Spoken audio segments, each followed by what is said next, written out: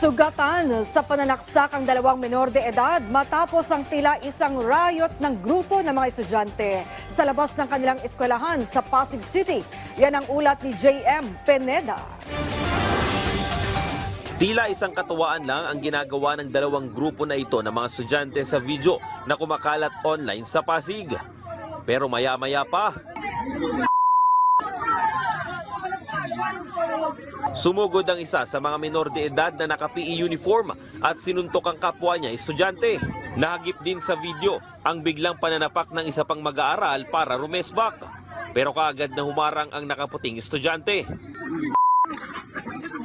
Dito nakinuyog ng iba pang kabataan ang dalawa at nagsimula ang rambulan. Makikita pa sa video na pinagtulungan at kinorner ng iba pang kabataan ang naka-PE uniform na estudyante.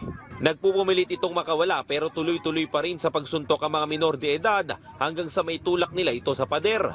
Humirit din ang isa pang naka-uniform at sinapak sa muka ang lalaki. Hindi nakita sa video pero naundayan na pala ng saksak na mga kumuyog ang naka-PE uniform. Napuno ng dugo ang damit ng biktima na tila nagulat rin sa pangyayari. Batay sa spot report ng Barangay Kanyogan, isang 13 anyos at 15 anyos ang sugatan dahil sa rambulan na nangyari kahapon. Sangkot din dyan ang 7 pang kabataan na agad ding dinakip ng Pasig City Police. Isinailalim muna sa medical procedure ang mga estudyante bago dalhin sa bahay kanlungan. Nananatili naman sa ospital ang estudyanteng nasaksak. Patuloy ngayon inimbestiga ng PNP Pasig City kung ano ang dahilan ng rambulan ng mga mag-aaral.